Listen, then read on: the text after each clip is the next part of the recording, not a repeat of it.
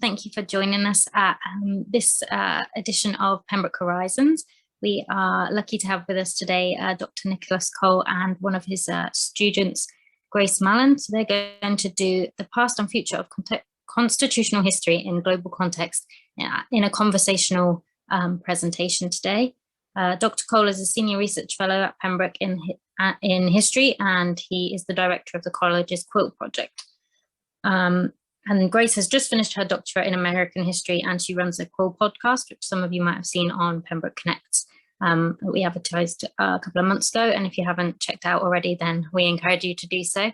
I'm just going to hand over to Nicholas and Grace, and thank you for joining us again.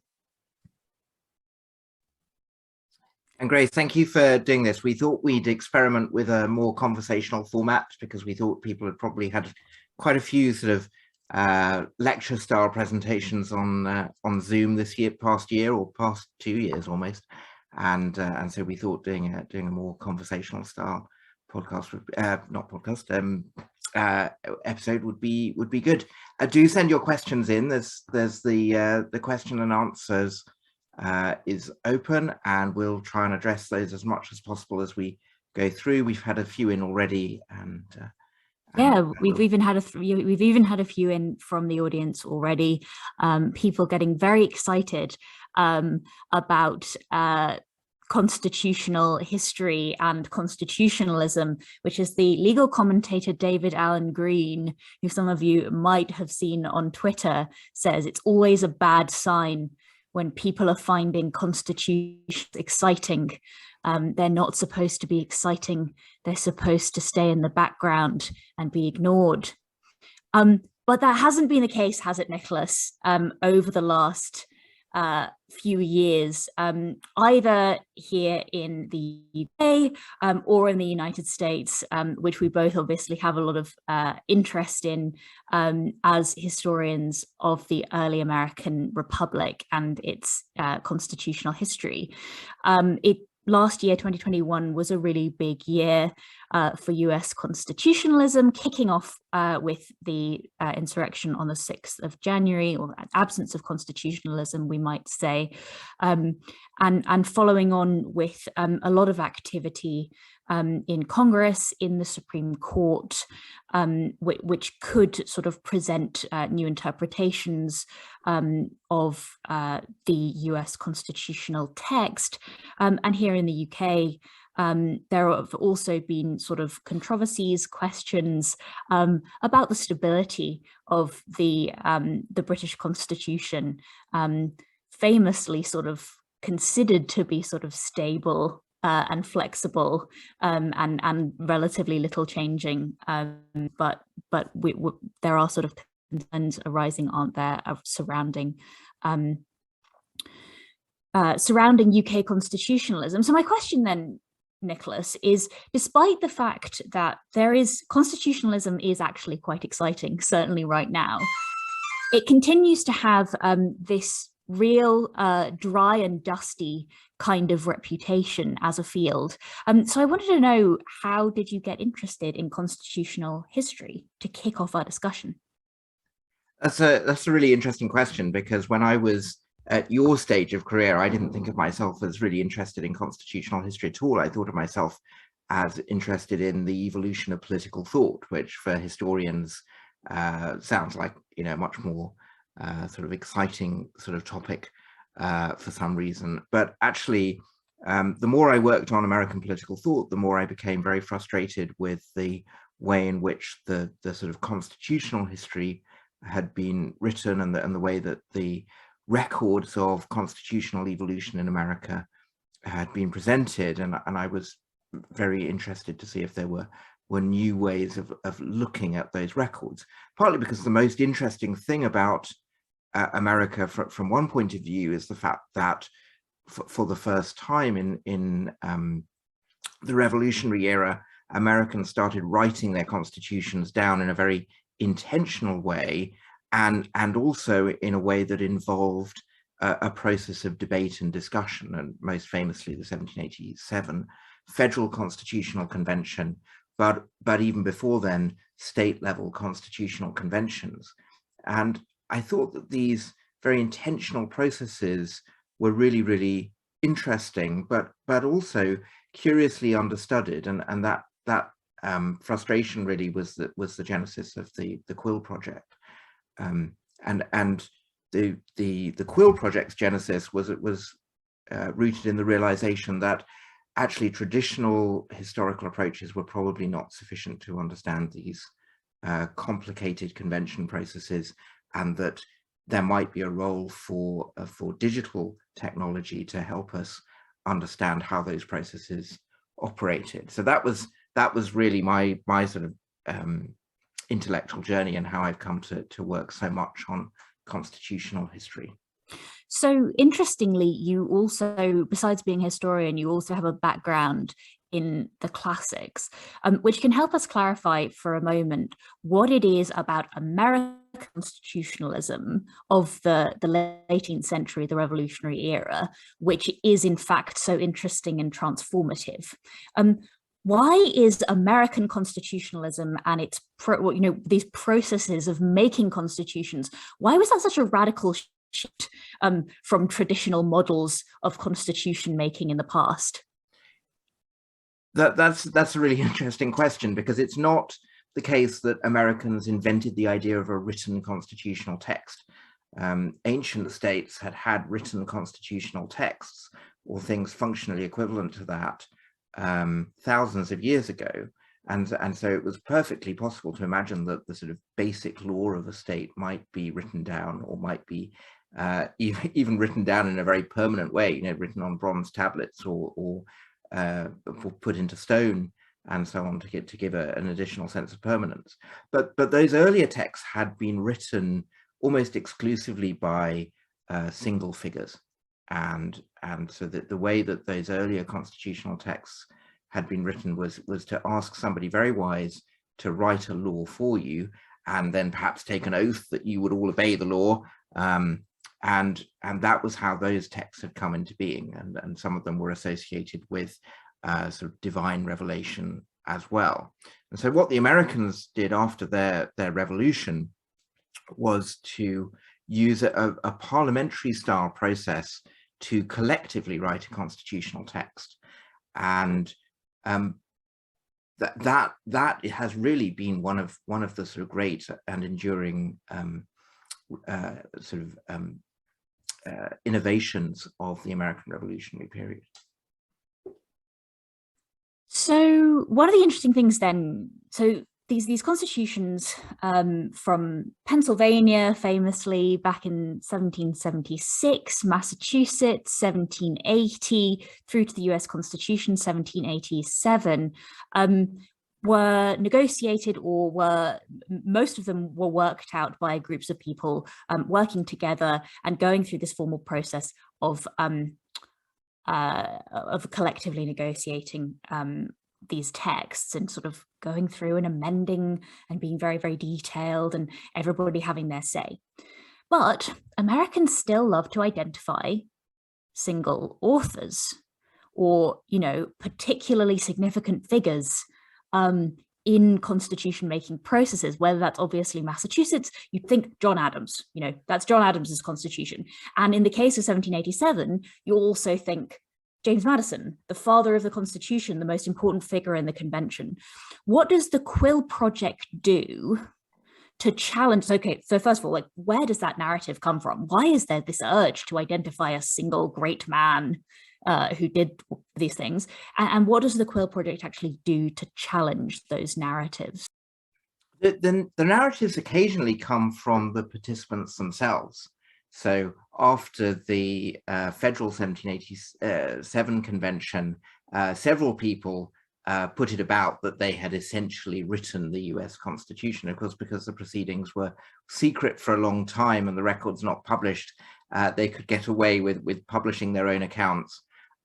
Madison's role comes largely from the fact that he kept a diary at the convention, and when that was ultimately published after his death in the mid-19th century, Madison's name became particularly associated with, first of all, one of the major records that helps us understand what went on at the convention, but therefore also with the writing of the convention itself. And of course, Madison in the intervening time had been very active in giving his view on how the Constitution should be interpreted. And he had also written, first anonymously, but then become known as the author of the Federalist Papers, which have been seen as a sort of commentary on the US Constitution. So Madison's name was very easy to associate, or has become very easy to associate, with the writing of the Constitution. And all of that's helped by the fact that he was a member of the Virginian delegation to the convention, and the Virginians' proposals framed a lot of the debate at the convention. The Virginian delegation got there early, they organized early, they then presented the first formal set of proposals to the convention. So in many ways, they were able to dominate control of the agenda.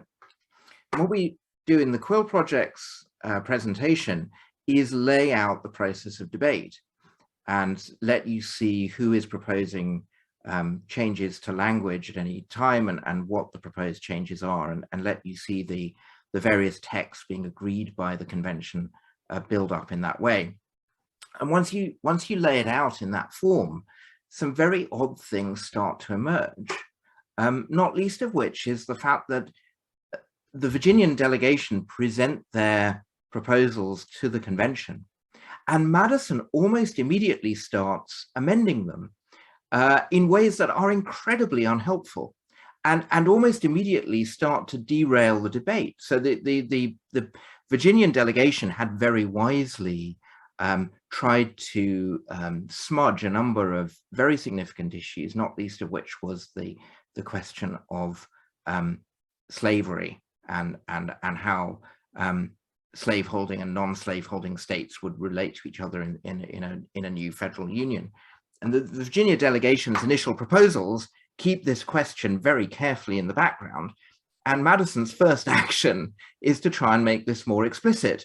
And that's incredibly peculiar, because if Madison is supposed to be the author, or the principal author, of the documents that the Virginia delegation put in front of the convention, once you actually lay out the parliamentary process in full and see that Madison is actually inadvertently undermining a very careful document, his role seems very peculiar indeed. So I think even in this process, which is incredibly familiar, there's some work to be done to properly understand Madison's role that I think this presentation that we've been able to put online, and that you actually helped a lot with a few years ago, I think that is really going to help us understand Madison's role rather better, and I think actually helped disrupt some of our understandings of him as a great constitutional genius who turned up at the convention with a clear idea of what he wanted to achieve, and was able then to push his vision through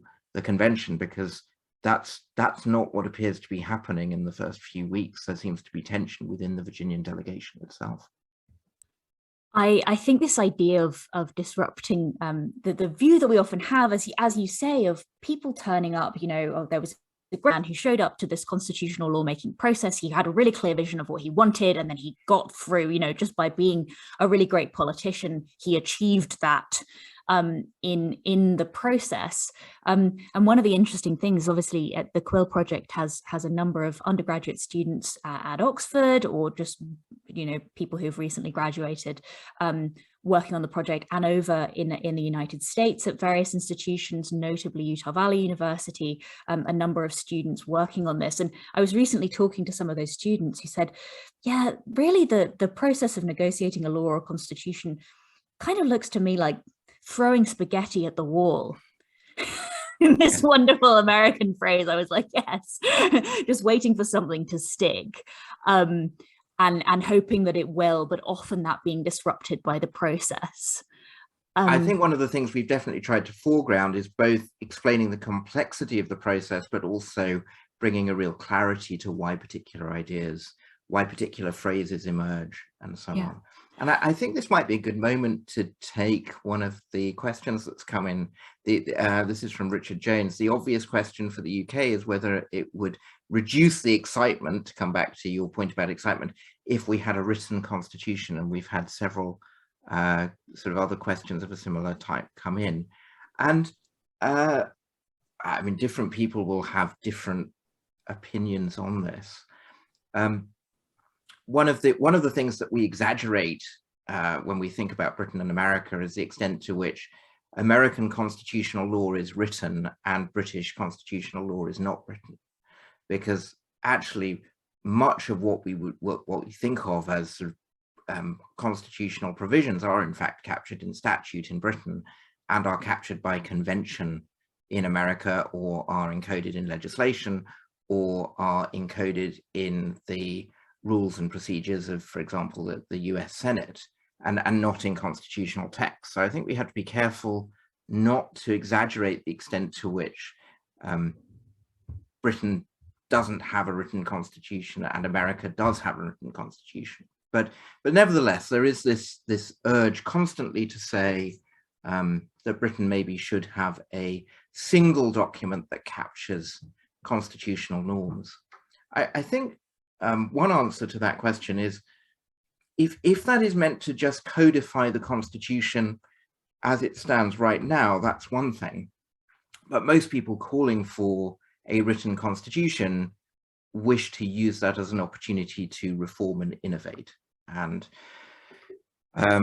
that, I think, would be a very fraught process in the current political climate. There's no agreement on, for example, the role of the Supreme Court, which is a relatively young institution in the United Kingdom and controversial.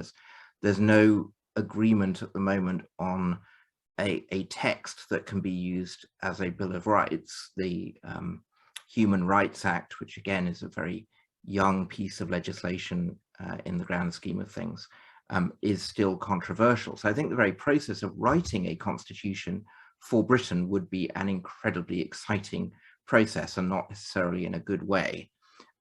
That's before you get to the problems of devolution, which of course have been massively exacerbated by Brexit. And exactly how we would describe the sort of quasi-federal relationships between the various national governments and the UK government would become very difficult as well. So I think I share the view of many people who've thought about this, that actually that would be a very difficult and problematic process to begin with. And I think there's a danger that it would rapidly be captured by partisan politics, leading to the problem that people might then associate the outcome with a political victory by one party or another. So that's one answer to that question, that I think the process of getting to a written constitutional text would be very difficult. I'm also not entirely clear what problem a written constitutional text would be supposed to solve that we don't currently have remedies for in our existing system. So, I mean, do please disagree in the questions and refine that. But I worry about the process of writing a written constitution and the disruption that would cause. I think it would increase political excitement rather than dampen it down, without necessarily addressing the real problems that we now see, which seem to be more to do with political culture than sort of institutional inadequacy. I have to say that I certainly in studying the United States, it becomes very clear very quickly that there was this craze, wasn't there, a few years ago when Donald Trump was elected president. How could this have happened? Donald Trump, of all people, in our august 18th century system. Did you know that George Washington was the first president of the United States? And he was very distinguished. And look at this guy. There was this craze, wasn't there, for handing out pocket constitutions. We need to make sure everybody's read the Constitution. And the problem is that when I have a copy somewhere. Oh, it's probably down the other end of the table. Sorry. When you look at the text of the Constitution, you realize that it doesn't really tell you anything. Even if you have all of the 27 amendments to the text that have happened since 1789 and ratification, the Supreme Court, the entire body of federal law informs how a lawyer would read the Constitution. So unless you have access to the entire body of existing federal precedent, reading the text itself is only going to be of limited use to you. And as you say, Nicholas, statute. Which brings us to Jeremy Sutton's question. Please advise on the specificity versus ambiguity of a constitution being designed for the long term. In the case of the US Constitution, should it have included explicit instructions for future Supreme Court justices with regard to how to interpret the Constitution? And I think, and he closes with the question, originalism versus adaptivity. And one of the curious things is that, interestingly, a lot of constitutions that have been written since are a lot more specific and detailed and lengthy in the way that they direct future interpretation. So, Nicholas, what are your thoughts on that? Yes, so there's one view that the US Constitution, the federal Constitution, is simply not detailed enough, and that a more modern Constitution, even a more modern American Constitution, would be a lot more detailed, and that the state level constitutions have evolved at a really incredible rate over the last 200 years. So states have written and rewritten their constitutions many times and amended them tens of thousands of times if you put it all together. And so state level constitutions are in fact much more detailed in what they spell out than the federal constitutional text. But even that said, at some point there is going to have to be a body that decides whether a constitutional right does or does not exist in a particular case. And that leads us to Jeremy's question about interpretation, because this current Supreme Court is probably going to make some judgments in the near future that will reframe in quite dramatic ways the constitutional rights that are enforceable against the state governments and against the federal government. And you're right, Grace, that all of that evolution, all of that argument back and forth about exactly which rights can't be enforced and against which bits of the government, the most significant changes in that area have come through changing judicial interpretations, and changing judicial interpretations that often rest on a dispute about how text should be interpreted. And so although the constitutional text remains fixed, changing the composition of the US Supreme Court, which has been an active campaign for 40 years now, that is actually how constitutional change at federal level is really driven, because the provisions for amending the text itself are very, very onerous, and so in fact it's fallen to the US Supreme Court to actually produce most of the innovation of the last 40 years. So as things have become, or may cease to be, constitutional rights, that the court is where people need to look. So you might say, well, given all of that, why are you so interested in how the text of the Constitution is formed, which is what I'm principally interested in? Shouldn't you be looking at the actions of the court? And I think the answer there is, I'm a historian, not a lawyer, and I reserve the right to be interested in the process of writing a constitutional text in and of itself, because I think that is a fascinating thing that has happened in many places around the world over the last 200 years, mostly following the American example. And I think the negotiation of these foundational texts is itself interesting. Now, some lawyers will say that process, or the more we understand that process, the better we will interpret the text. And some other lawyers will say that that's not critical, and that in fact there are other interpretive tools for thinking about how these texts should be understood. And I think historians can be free not to take a very strong position on that. Although I will note that even those people who assert most strongly that they want to look at the bare meaning of the text itself and not at the process that wrote it, often in their arguments fall back on trying to understand how the text was actually built when you actually look at their interpretations. So Jeremy is quite right that there is a very fraught debate in America about how to interpret the text that is not going to stop anytime soon, and that frankly will recur in any state with a written constitution, because it's one thing to write the text and it's another to interpret it. Because we're all originalists now. Well, says Nicholas. So the Supreme Court say. I mean, I think it would be interesting to compare, you know, Germany, Japan, other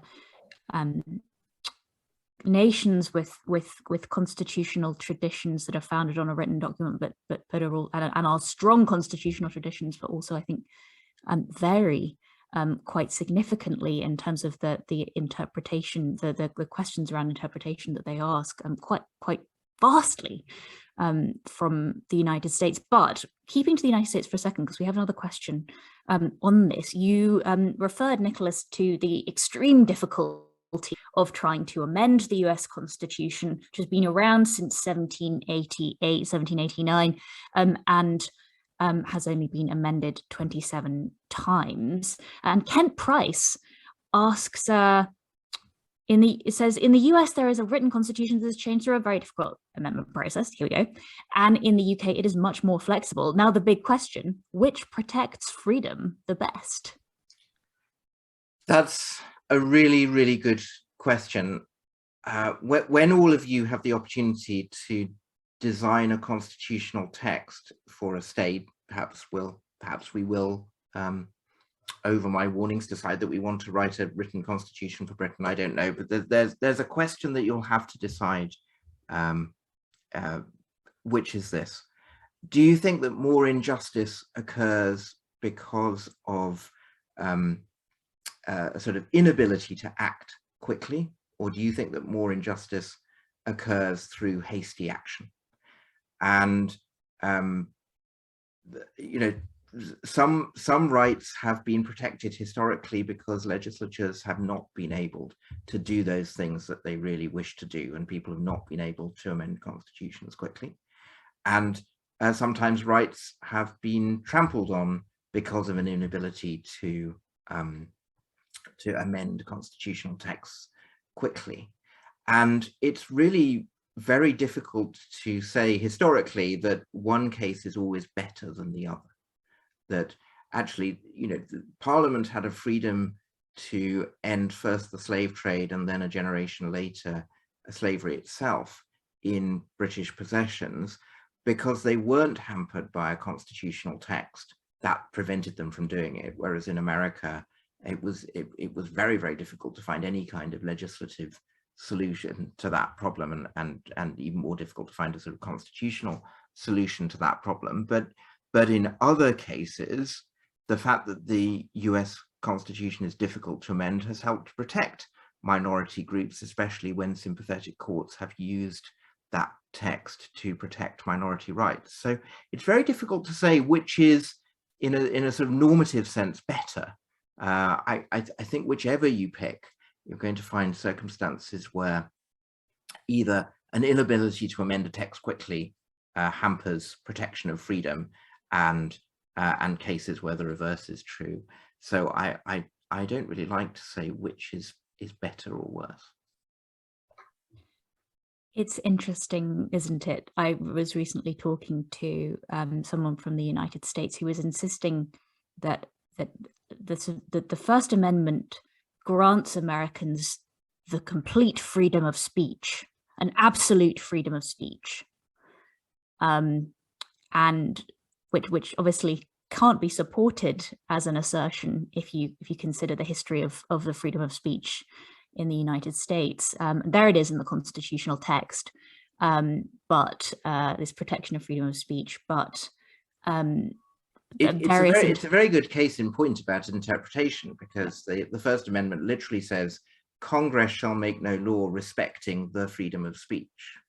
This is now interpreted, thanks to the Supreme Court's reading of that through the 14th Amendment, to mean that neither Congress nor the state governments may limit freedom of speech, in spite of the fact that when the First Amendment is actually written, the phrase "the freedom of speech" referred in almost all cases principally to the freedom of legislators to speak freely within legislative assemblies.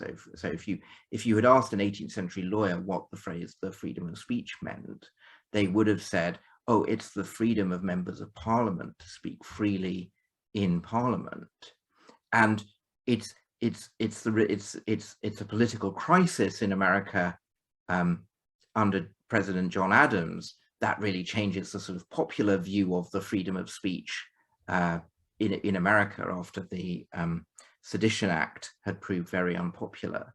So that language starts to evolve, and it's then the jurisprudence of the Supreme Court that has defined what the meaning of that is, as far as, you know, the freedom of school pupils, for example, to wear particular clothing, or to criticize their school outside school hours, or to criticize their school inside school hours, and all of these other questions that have emerged, and the extent to which then, you know, religious speech is protected in that way. So the First Amendment and the idea of the freedom of speech is actually a very good example of how these things evolve.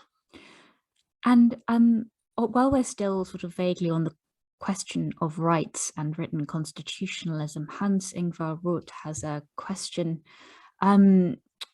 Countries such as Sweden and the United Kingdom don't have written constitutions. Would the introduction of this be an advantage for the protection of human rights, which is obviously a relatively recent concept?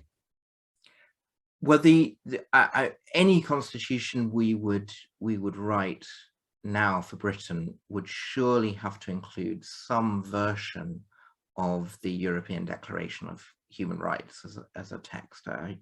I find it unimaginable that we wouldn't choose to include that. But the question really becomes, whose job is it to enforce that, particularly against primary legislation? And when the Human Rights Act was passed, Parliament was very clear that it wished to preserve its sovereignty in this area, and attempted to restrict the courts from using the Human Rights Act, even though it was now incorporating the European Declaration within domestic law.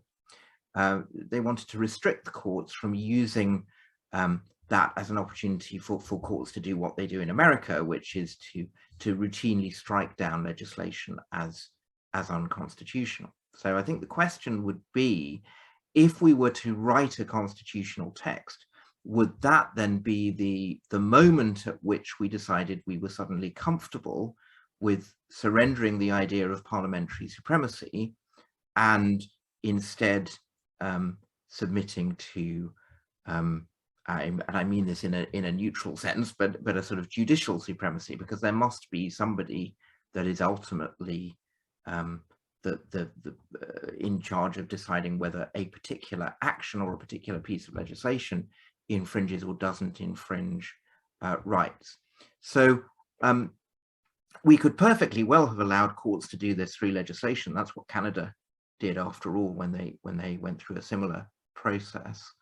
It doesn't necessarily need a written constitutional text. What it requires is a shift of thinking about parliamentary sovereignty. Now, I think there are very good arguments one way or another about whether judicial sovereignty or parliamentary sovereignty is the better approach, and I think your view on that will tend to be determined by which body you think is more likely to rule in particular ways or decide in particular cases one way or another, as your policy preferences are there, because there are certainly problems with courts and accountability to the public, just as there are problems with Parliament. And I think in a general sense, I was sort of reflecting on this question, you know, do written constitutions per se protect human rights better? And I think much as there have been some really brilliant examples of rights protecting constitutions produced in the 20th century, like Germany, South Africa, what do you do after a period of prolonged human rights abuses? You write a constitution which is going to, along with a massive shift in political culture, a vast shift in political culture, begin to protect human rights. But you can also have lots of written constitutions which claim to protect rights and don't. See, for example, the Russian Federation, right? Yes, or the constitution for the Soviet Union, or China, the Chinese constitution. I mean, there are documents that on paper look like they protect not only individual rights but a very democratic decision-making process. But they can just be pieces of paper in reality if you don't have a political culture to back them up. Speaking of which, Philip Goldenberg says, the British unwritten constitution has historically worked because of the good chaps principle enunciated by my friend Peter Hennessy. I wish I was friends with Peter Hennessy. The problem is that we now have a government which consists of the precise opposite, implying the question, what do we do about it? It's difficult, isn't it? If Parliament is prepared to tolerate, and the electorate is prepared to tolerate, politicians who lie in Parliament and who lie more generally in public life, it becomes very difficult to enforce a constitutional order. And that idea that there are some venues, at least, where making misleading statements is simply not acceptable, that convention seems to have broken down in both Britain and America. It's a depressingly recent thing that this convention had emerged. I think it's really in a sort of late 19th century, 20th century instinct that really lying in public life is not acceptable. And it seems to be evaporating. I think the electorate could assert itself, but there are, of course, always overriding issues and overriding concerns. One of the things that's perhaps made it more difficult for Parliament to assert its privileges is that party leaders now have a much more direct mandate from party members than they ever used to. So you know, if a prime minister's position as leader of the party depends not on commanding the confidence of his party's members in Parliament, but on an election that was held months or even years before from broader party members, you know, getting rid of that person or asking them to resign, it becomes an even more serious thing than it always was. So well, I think we are in a very difficult stage, and so is America in a very difficult stage, that if it becomes the new normal, that we really do expect politicians to lie, not in the sort of joking yes minister kind of way, but really as a sort of general feature of political life, then I think that's a very dark development for the health of our democracies, frankly.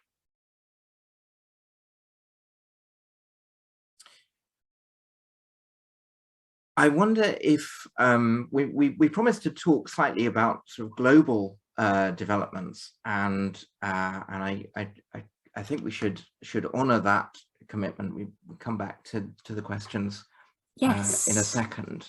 But sorry, Grace, go on. No, I was going to jump onto this myself, which is that Quill has some very exciting news. Would you like to tell us Quill's exciting news and what it means for yes for the global brand of Quill? I'm not allowed to make all of the details public quite yet. I was hoping we would be allowed to say more right now, but I can say this much: we will be starting very soon a new project, taking the methodology that we've developed for the study of the history of American constitutional development and applying it to the case of India, which is a project I've been working on with colleagues at other institutions for a very long time.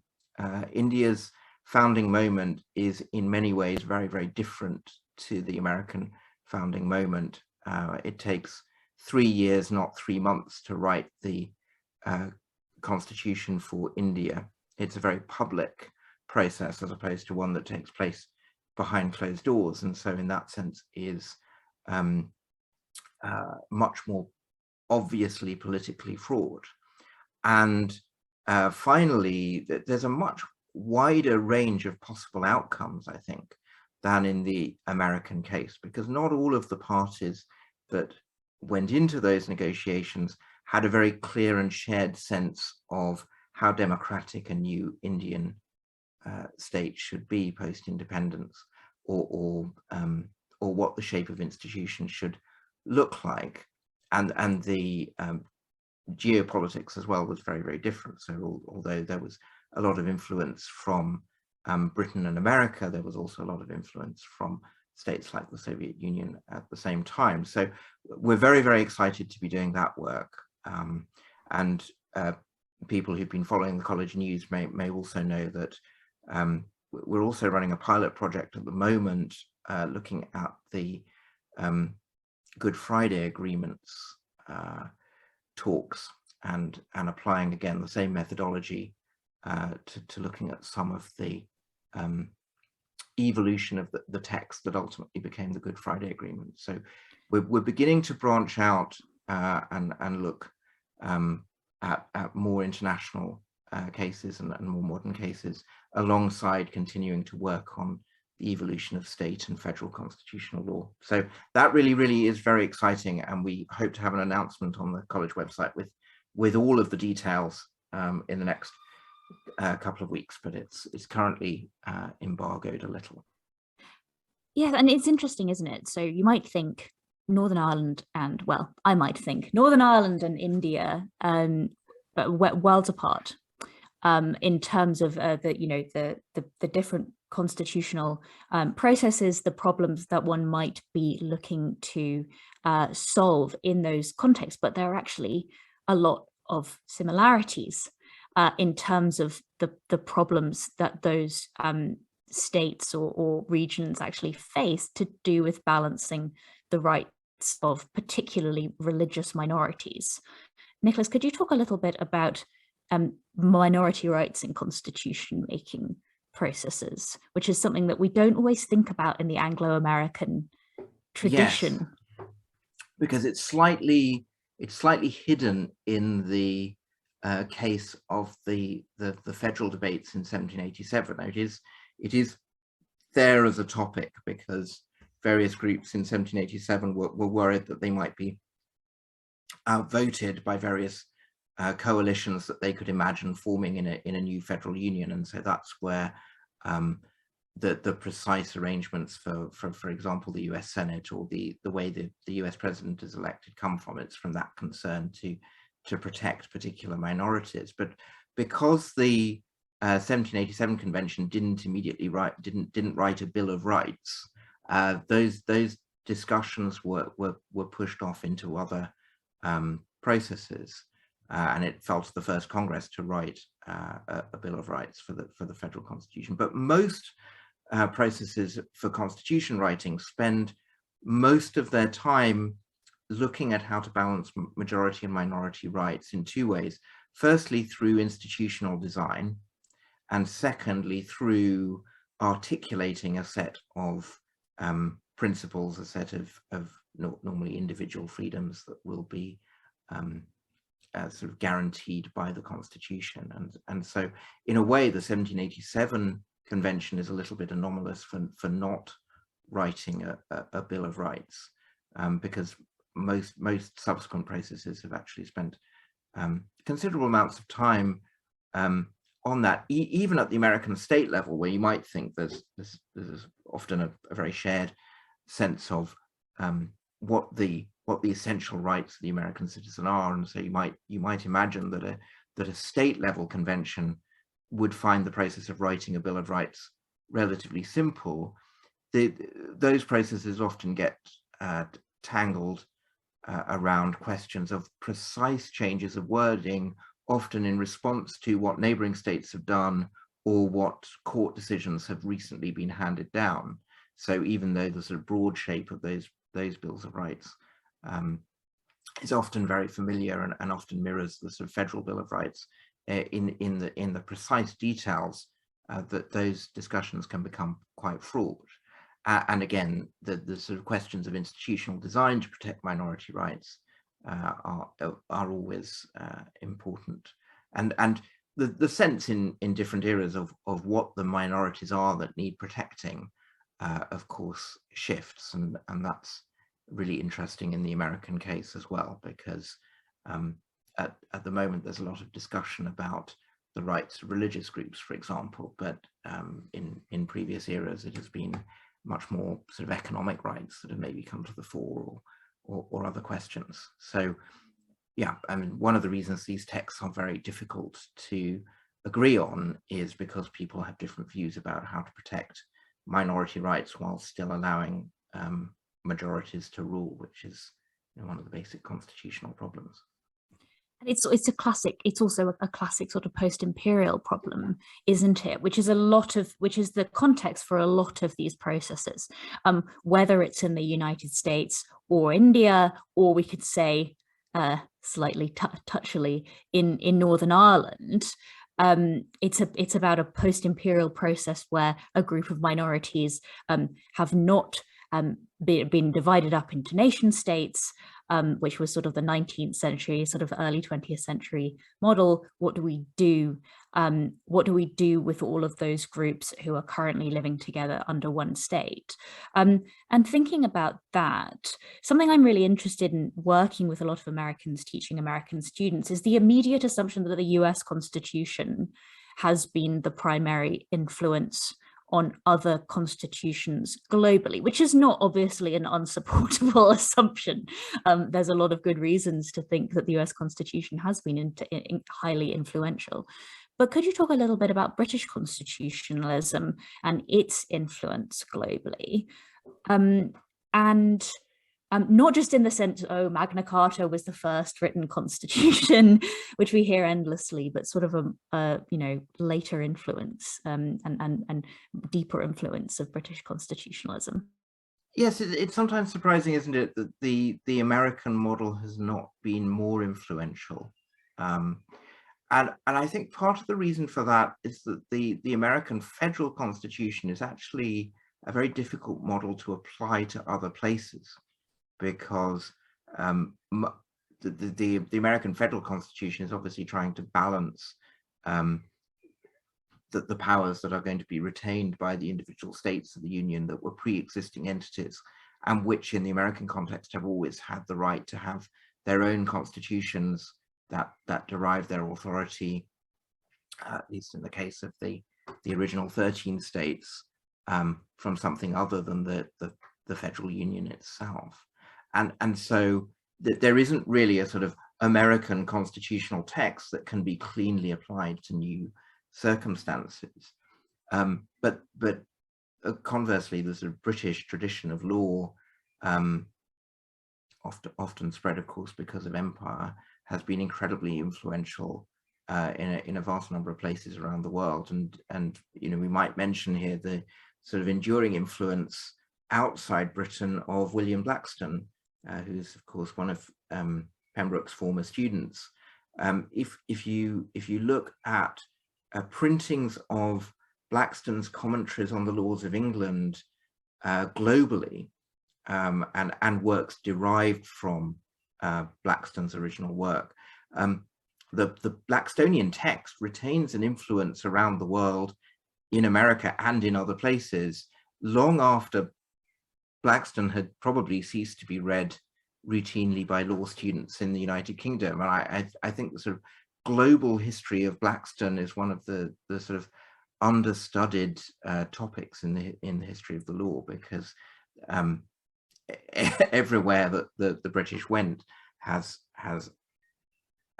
printed its own version of Blackstone, it seems to me, and in many cases has continued to base reading at law school or basic training in the law even at school level. There are quite a few textbooks printed around the world that claim to be versions of William Blackstone adjusted for the use in American schools or other places in the world. So there's a huge British influence that continues, not least actually in America itself, because the American founding generation largely failed to cut ties with the sort of English common law and continued to refer to English precedent. It's still possible to cite English precedent at the Supreme Court of the United States, and that happens more frequently than one might imagine. And I was surprised to discover recently, and this will be something your India project will get into, that obviously parliamentary legislation, the Government of India Act, laid the groundwork in a lot of important ways for the Constitution of India as well. So even those sort of post-colonial decolonization, more or less, processes. But also, of course, Blackstone and that sort of more latent influence. And it is interesting growing up with two parents who are lawyers, neither of them as familiar with Blackstone as many of the American historians that I have met.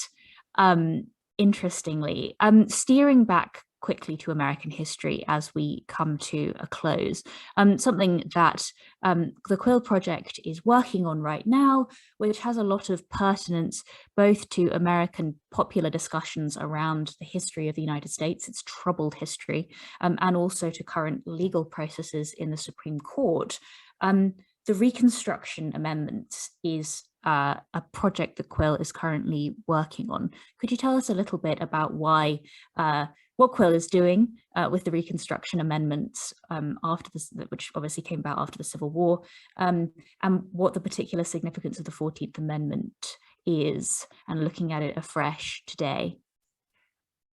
Absolutely. So we'll be publishing this summer a collection exploring the way in which the 13th Amendment, 14th Amendment and 15th Amendments to the US Constitution were written, and also a lot of the legislation that surrounds those amendments and supports them was written. And those were the amendments that in the wake of the Civil War ended slavery in the United States and attempted to guarantee the civil and political rights of former slaves.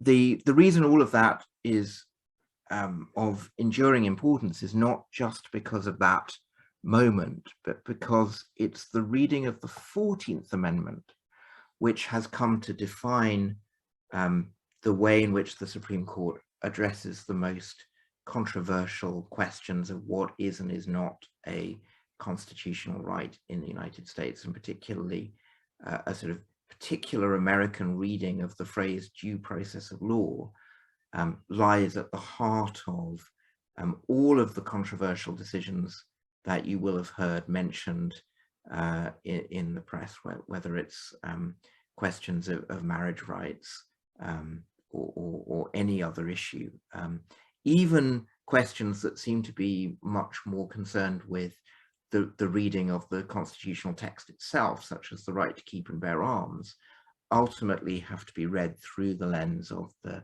14th Amendment.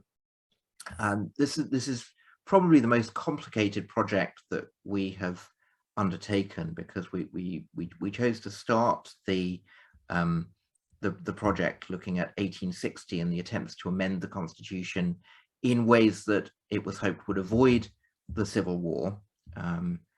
Many proposals, one of which was ultimately agreed by Congress but not ratified by the states, that would have entrenched slavery forever in American constitutional law.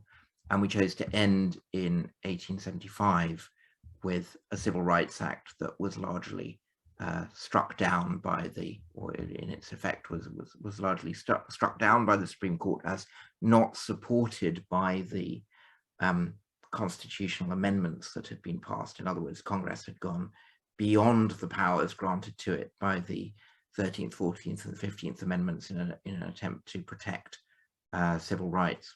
So that's a very complicated story to tell, and we've had to be selective about what we include and what we exclude from that story in a way that normally when we're looking at these processes we don't, because most of the processes that we look at are discrete constitutional conventions with a discrete archive that goes with them, and what we do is we put online a digital presentation of those records and aim to be as complete as possible. And in the case of the Reconstruction Project, we've had to decide which pieces of legislation to include alongside the debates about the constitutional amendments themselves, because these questions occupy the majority of Congress's time for at least a decade and a half, and it's very difficult sometimes to draw a line. So we've had to, in a way, prioritize which bills we've included and which we haven't, and sometimes to avoid thinking that we're only interested in successful pieces of legislation. So the project includes quite a few resolutions that go nowhere, quite a few bills that go nowhere, but it's a really very exciting project, and it will be coming out this summer at exactly the moment that the Supreme Court is going to make some of its most controversial rulings for a decade, I suspect, and those rulings will hinge upon their interpretation of the 14th Amendment and what they think that amendment requires them to do as a court. So it's a really very exciting project. Absolutely. And so I'm going to finish with one question that is related to that, and it's a small question. Americans have been since roughly 1776 panicking that their republic is imminently to collapse.